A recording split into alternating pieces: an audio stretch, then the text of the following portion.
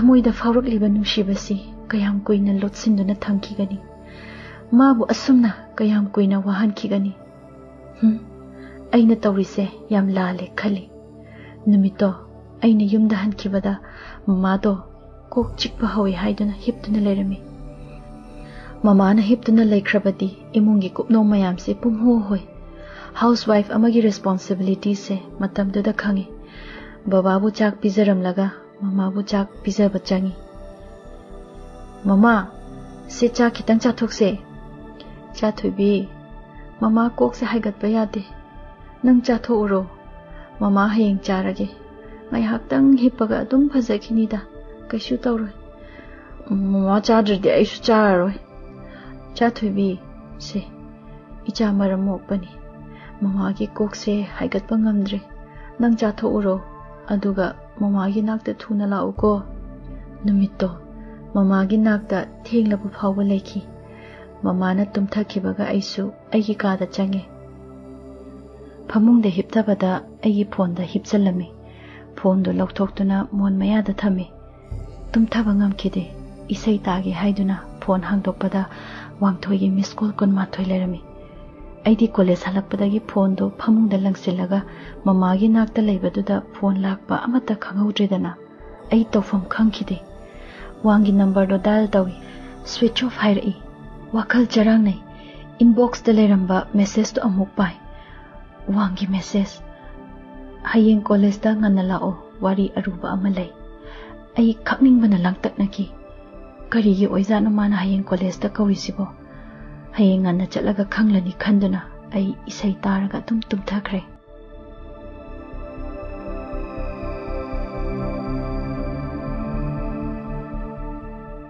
Babana kawrakpatuda ai makeup khangthok thoi. Phone da yengi pung mari tarame. Ai phuk haugatli mama gi manakta changi. Mama bu tapna kawi. Mama kaidorage. Macha thoibi la ese. Kari haigi mama. Icha thoibi. Mama ngasi di yang ware. Ising kita thakke. Mama glucose laye. Ai glucose oina semake. Chak chadabaduda tawrine. Kaisu tawroi mama. Macha thoibi. Mama ising ayimbudo yam khaurangi. Hakchang se omchak nei. Isa pumba chik sabagum tawi. Mama se lok khulai tawdawribra kainom tawre. Icha tumba kaire do. Mama as kaino dumai haidubo. Se mama macha thoibina glucose seme kitang thakpa yabra yengse. Se ai ilake. Thoibi yare. Mama ko na muk thage. Mama se kharaga thakjiloba. Nasado yam chokthana ureba mama. Cha thoibi mama ising se yot pa yam waye. Isha pumba se pumsa sai. Ichagi khutuna mama gi hakchang sida amukta tap na nala u thoibi. Mama kaisu tawroi se. Macha thoibi leiri sidi. Se mama tumba themo ai mama bu na lage.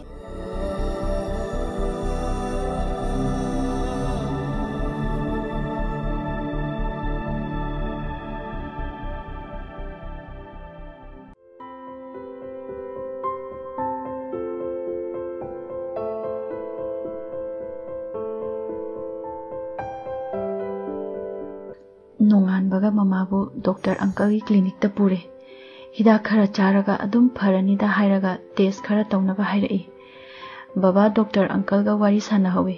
Mama ga aiga mapanda baba bu tholakpa ngairi.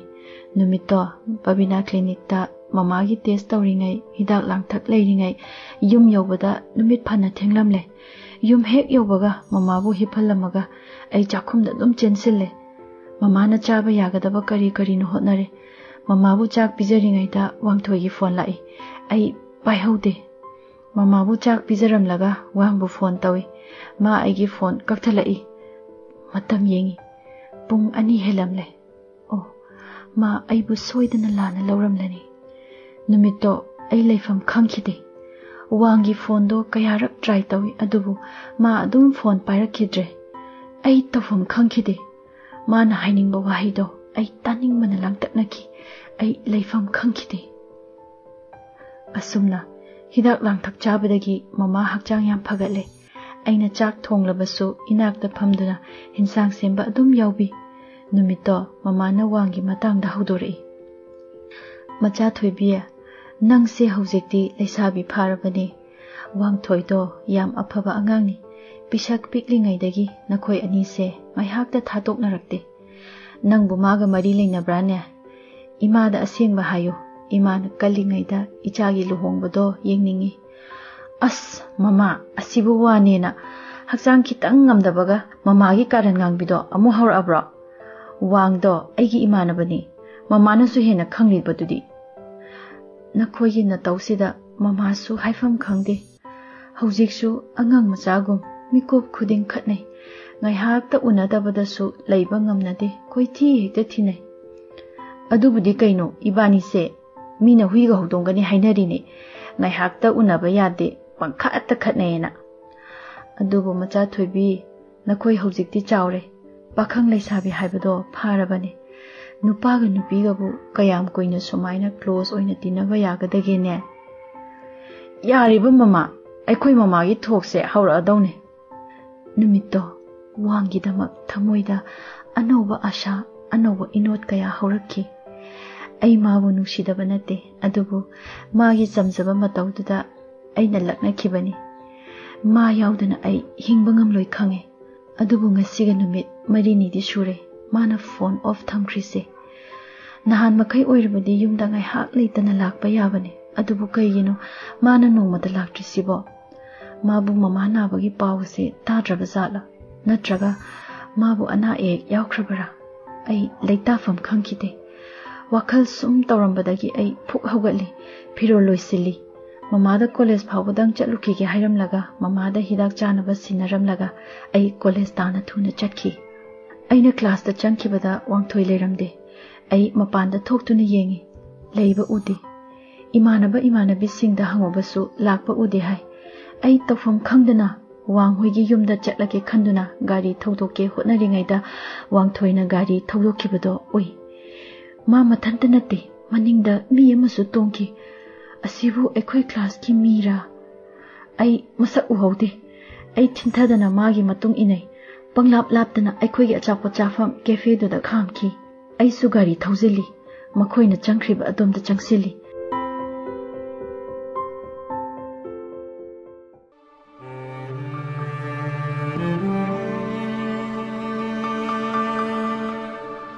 aina hek thongsin kansin khibaga lingjel haina kawrakhi ai phat yenkhatli wangni aibu ubada momon no nangbu nahan makhai kaida chatlurage ihe ikaw kawe nakhoi ni sak khangnaram khiroi lingjel magi maming surma aigi girlfriend ne nahandagi nangonda masak take na hotnabane nangde adum swai mangkhre ai swai lawi tawfam khangde mit ki pi khama ngamkhide lona teithokna bo hotnajai wang bulak nai yade ko mi machadi lona huran bayam haiko nahan makhai ga karimta haidok tabidaga yam lotlame taning de nahan dagina nangonda aina haige na phone bu tawbo college ta lao haibasu lakte nangdi exam gi lairik yam kanna pakhra male na disturb tawbidrabane ai su lak ingbani da ado farak ama takhre numitto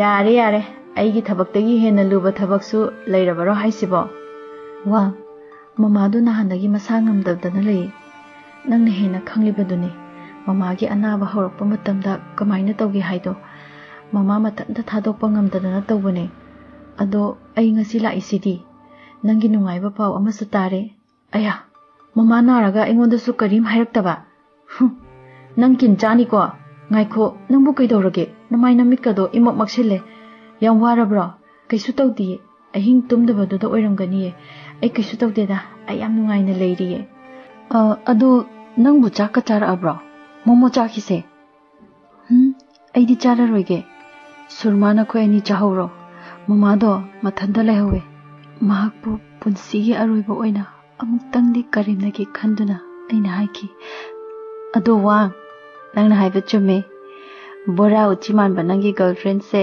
asak yam phasai asingmani surma se masak yam nushi yong man banangonda leidoi se pamu khreda wangna tumin hairei asingba ki phasabrane phare noi ani phamogo ai kitang halamage Mamado ay bungairamlani. Surma, ay chalukige ko. Noy ngahak phamo ko. Ay mikup ama pantharudre. Ay taseng na manglaknabagum. Isha lengma phawba ngamkide. Ay gi mittagi sintharakliba pirangdo. Ay khambagi pangal leikide. Ay makol thokna kapki. Awabada awaba hapa. Maichak amagi mathakta awaba ama. Ay thamoi puba ngamkide. Ay yam waki. Yam kapki. Aina yum yaukibada mamado hiptuna leirami. Aina changshinduna mamagi manakta hippi. Mana hanglai. Macha thoibi. Kaidawragi nangbu prap halabadi. Haima. Nangbu kaplibro. Kaidawragi ichabo. Ay kaisu tawdiye mama. Nang mamada minanggano. Ichada kanana kari haira ino. Se. Mamada tamu. Icha thoibiya. Karigi kapino. Kap kanu se. Mama. Ay kaptiye. Macha thoibi kaptiye mama. Ichabu yang warabro. Mama na ba pharanida. Icha na thongba hensang ahawba mayam se charabanina. Mama na ba thuna pharaniye. Mama. Nang se yam nungsiye. Mama. Ay mu thadoktu na chatkinu ko. Ay sangsar sida itanata hingpa ngamloye. Cha thoibi. Karigino nang na adum na hairibadi. Mama na ba pharasidi. Mama. Ay yam war. Ay bo amta sobiyu ba. Sintarakliba pigi ichildo lephannabu hotnabada aina kayada wakiba. Thamoi mana makhol thoktana kaplaknabada. Mitlugi pirangpudi karamna khamduni. Masagi anaba chaina khangba kauthoktuna aigi pibu khamjinnaba hotnari. Ima nangumbi ama amuk phanglaroi ko malemsida. Mathang nonganbada imagi aroiba mikup haibadu oiki. Ay angawbigum ona thoina khangki. Punsigi lambida mikup khuding aibu senabiramba imama na chatkrabada. Sangsar se kanasu leitrabagum khalle. Ay tasengnamak angawbi haibadu oiki. Aibu senabada babagi awaba oiki. Mairi thokna chakliba mamagi sanskar gi mairi nongdada. Punsigi aroiba mikup oirage haiba phawba khanki. Ay mama bu pukiba yaroi haina lauzaba natana. Mama nang chatkino khamzaba natana. Aigi wakat tabigide. Aigi amatta ngairaba punsigi khongloi oiramba ima mahaknasu. Aibu thadok piramlabada ai hingbagi artha thoktre khanki. Ai gyan mangduna laimaida taki.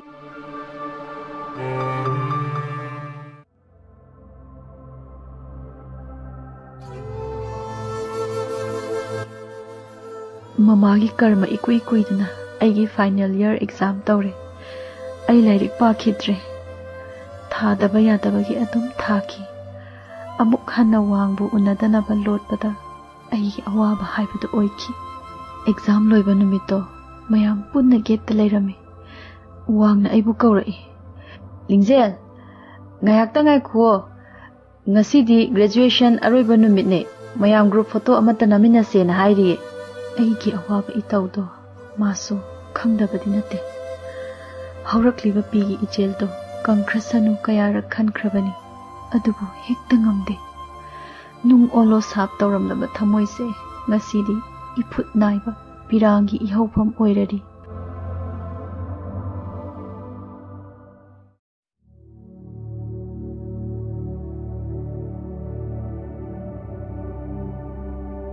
Photo kapa hek loibaga ai thintadana ai gari thorke tawi. Wang ai gari mamangda chap lepi ai break pai. Lingzel nang wakhal yam sonthara male. Aikoi loinamak leirisidi. Mamado ishorgi manakta nungaina leiramganiye. Nang mamagi damak karisu wagano. Asuk tamthiba lainaduna mamabu asuk thuna aikoi gi iraktagi pukhigani haibase mangda phawa mangludabane. Lingzel nang mahausaga iman manade.